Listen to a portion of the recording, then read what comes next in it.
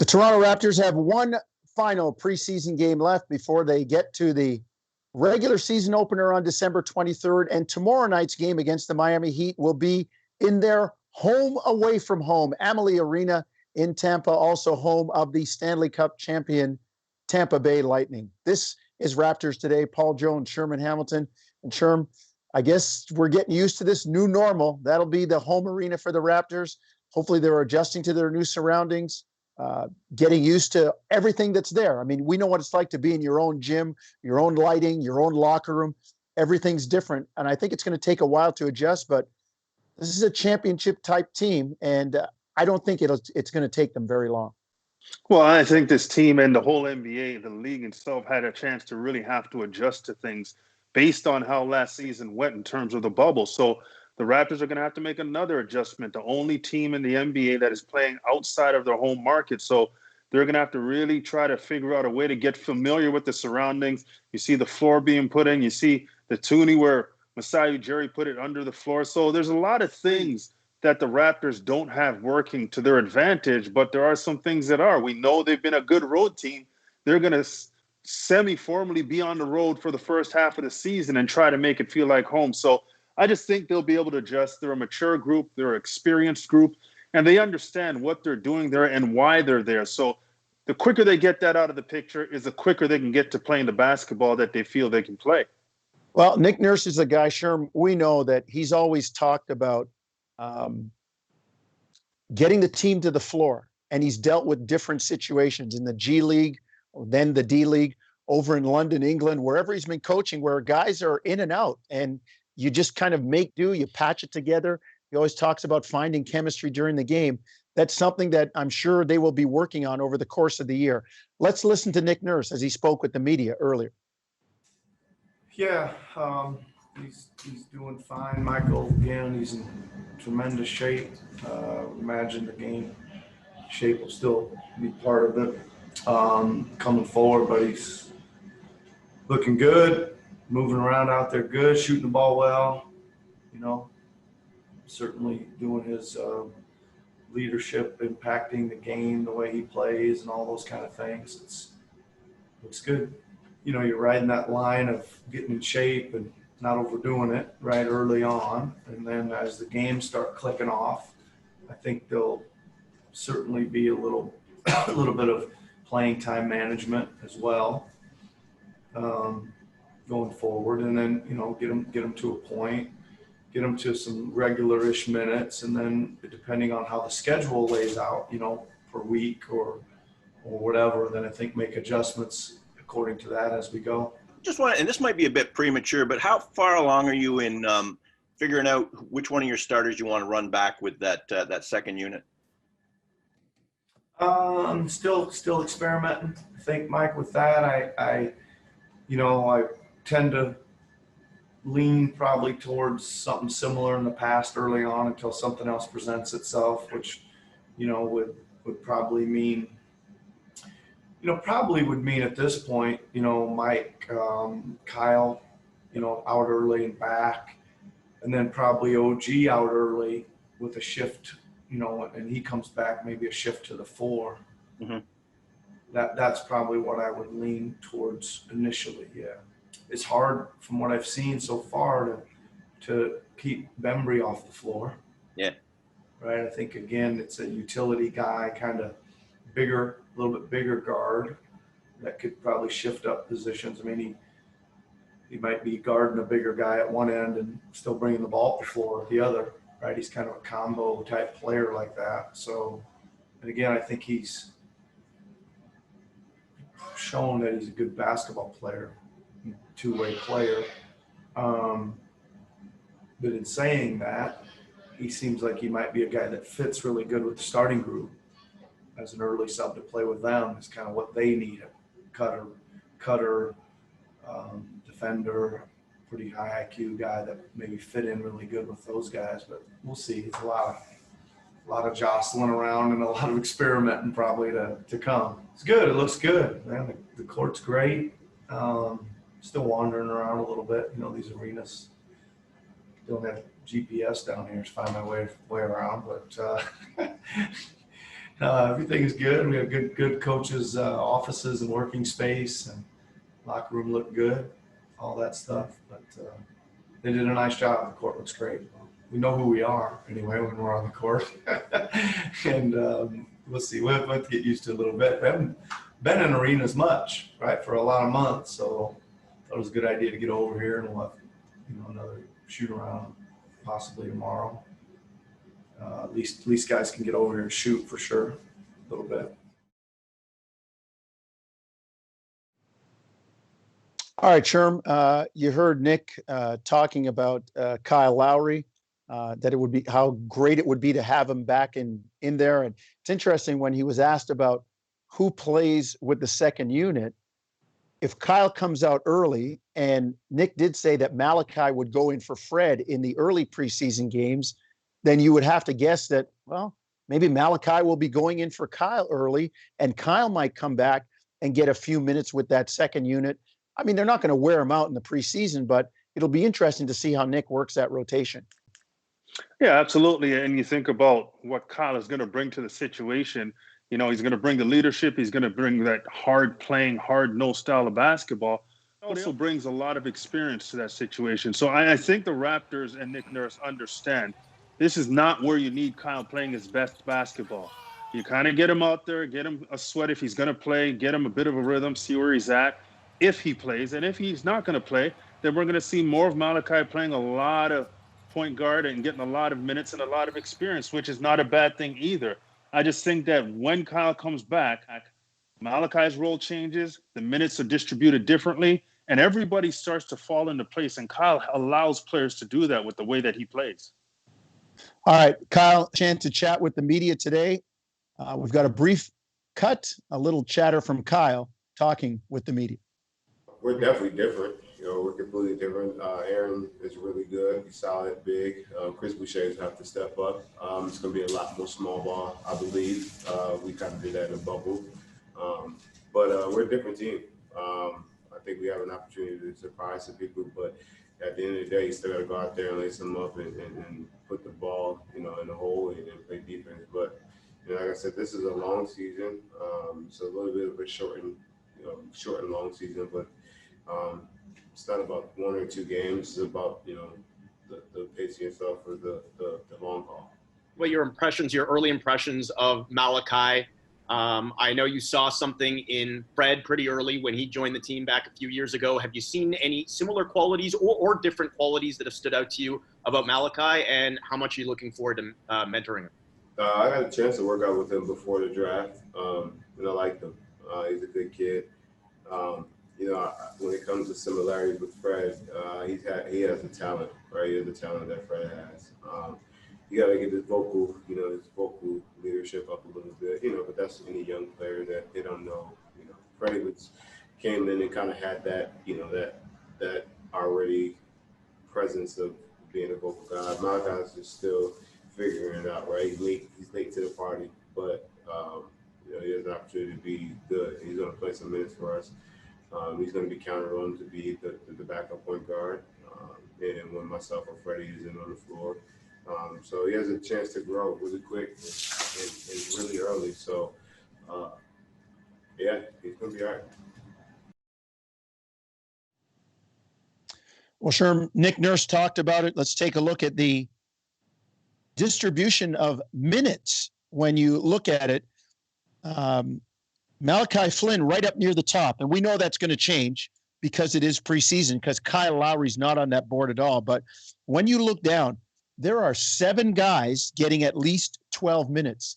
That is going to change come regular season because you got Kyle Lowry in there. And it leads to, as we always talk about, internal development, organic development because of internal competition. Nick Nurse is going to find minutes for some of those guys. Some other guys might get their feelings hurt a little bit, but they need to stay close and stay ready because you never know when your number is going to be called. And if they're to stay ready, they've got to stay professional. They've got to understand that their time's going to come, potentially, injury, sickness, anything can happen that may require a number to be called. So you can't sulk about it. You got to continue to work hard. But I think the maturity level of the guys in front of those guys are at a very high level. And I think everybody understands there's a pecking order. This is a very solid group, especially at the guard spot. And people trying to get in on the perimeter are going to have to either wait their turn or outplay somebody. But Nick Nurse knows he's not going to be able to play everybody the minutes that they want. There's too many perimeter players to give everybody those minutes. So understanding and messaging to these players and messaging to your team is going to be very important about the potential of opportunities, the value of continuing to work hard, and understand that the work you're putting in is pushing the guys in front of you. And that's something that, as you mentioned, Jonesy, creates that internal competition, which is always a positive thing on a team that's trying to do big things in the league.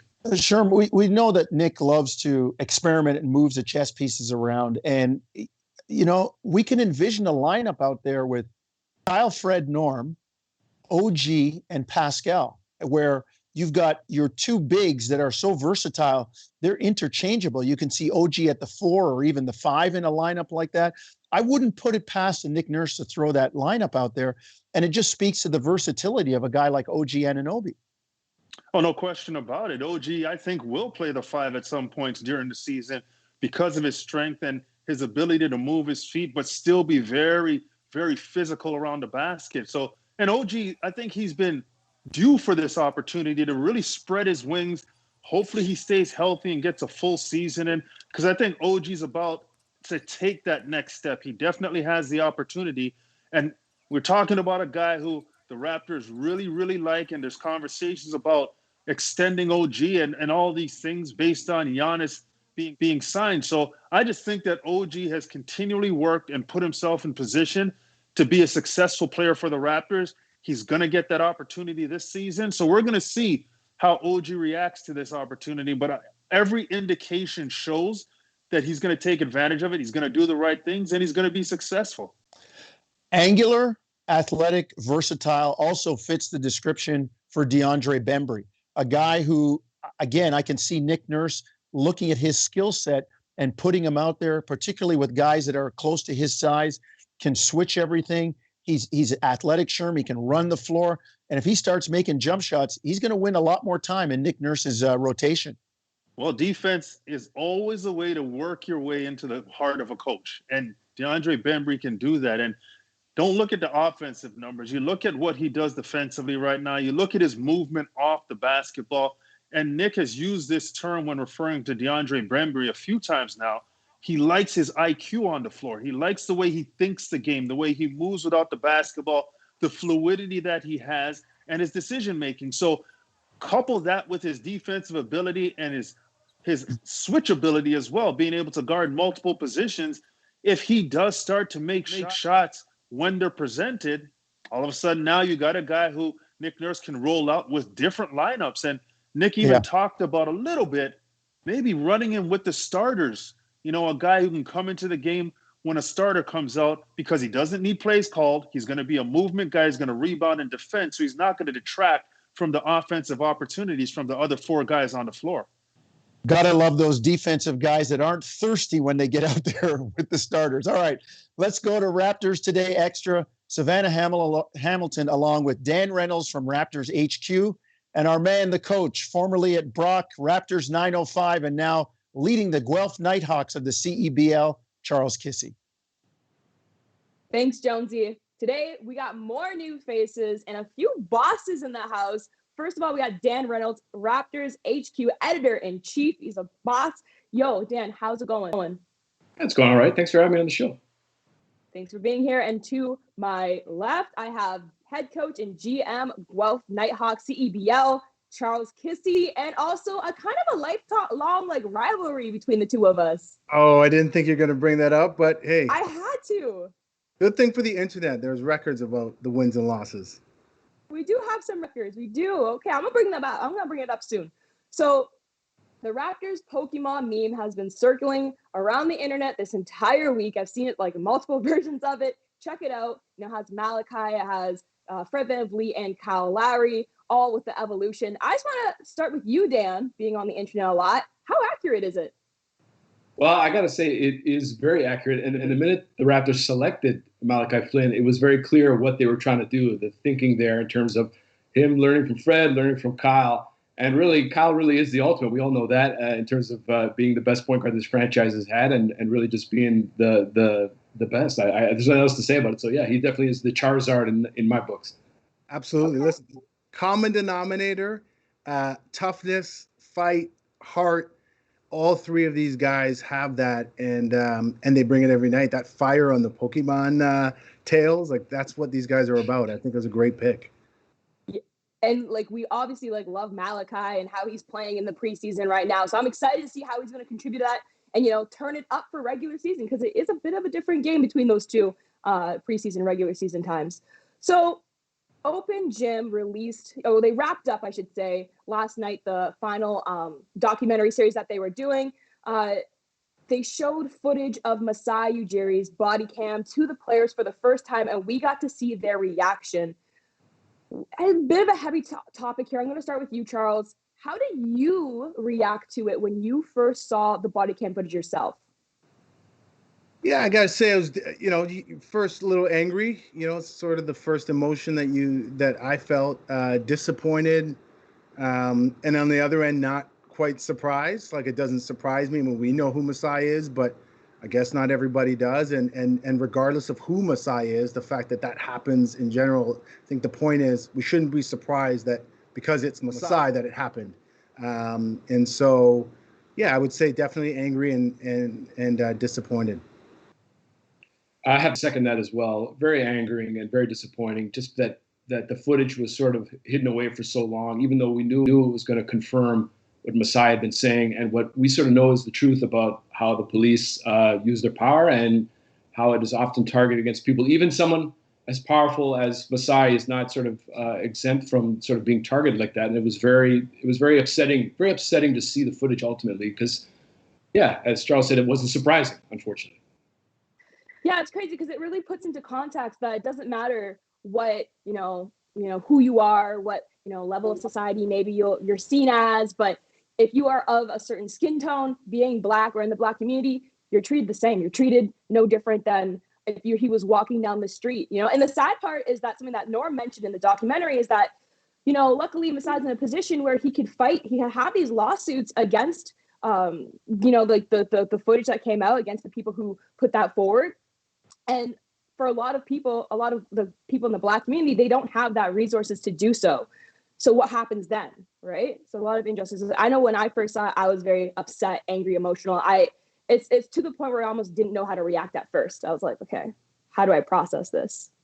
And that's I'll just say one quick thing is the average person doesn't, regardless of whether you're poor or rich, the average person doesn't have, the means to fight something like that, right?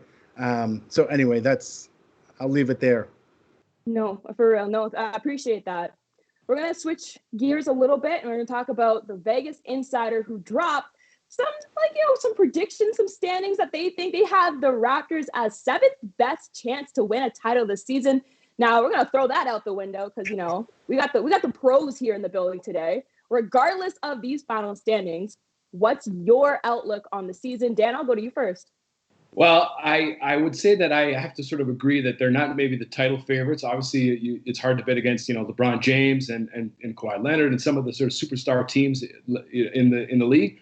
But every year the Raptors are sort of underestimated, and every year they've sort of gotten to a level where people are kind of surprised. And this year, I think there's some talk about, well, they're going to fall down the standings. I don't necessarily agree. I think in the regular season, I think they're going to be a strong team. They've got a strong core. They've got a strong identity. And I think that's going to carry them a long way. Now, in the playoffs, they might run into the same sort of problems they faced last season in the bubble. They might just sort of eke out a one or two rounds, but you never know. I mean, this team is built to surprise their opponents. Yeah, I'll second that and add experience matters. They've won a championship, and we cannot negate that fact. And I think that, ultimately they know how to win. And they have a lot of people that have been there a long time. There's continuity there. When you look at all the great teams, whether it's the old Spurs teams or Golden State, they've had a lot of the same pieces in there for years on end, and that continuity matters. And I think even in the first 3 point guards, two of those 3 have been there long enough. 2 of those 3 have won a championship, and so it's going to help Malachi and the others sort of figure out how to stay there. Yeah, I think you guys like nailed it. Like, I think for me personally, I believe that it just comes down to leadership and who our leaders are and like their experience from all the way from Nick Nurse to Kyle Lowry and like how they're going to carry this team forward to a title potentially this year. We'll see. I'm very excited about it. We do have to go. Charles, I am pulling up the receipts on our like lifelong rivalry of playing against each other. Thank you so much, Dan, for having you. Charles, well, maybe next time. Okay. Take care, guys. Back to you, Jonesy. All right, Savanna. There is another game going on. We'll have to check the receipts on those too. Raptors' final preseason game. It's a home away from home game at Amalie Arena, 7 o'clock. You can see it on TSN and hear it on Sportsnet 590. The Fan and Sherm. A lot of chatter about Malachi Flynn. I've said this. I've maintained this. 2 games against Charlotte, a lot of smoke about Lonzo Ball, but I'm telling you, Malachi has outplayed him. This kid looks really good, looks very comfortable after the first couple minutes in his first preseason game. I like what they're doing with him. I wouldn't say they're force-feeding him, but they're exposing him and trying to get that developmental track going, getting him used to what it's like, the NBA life.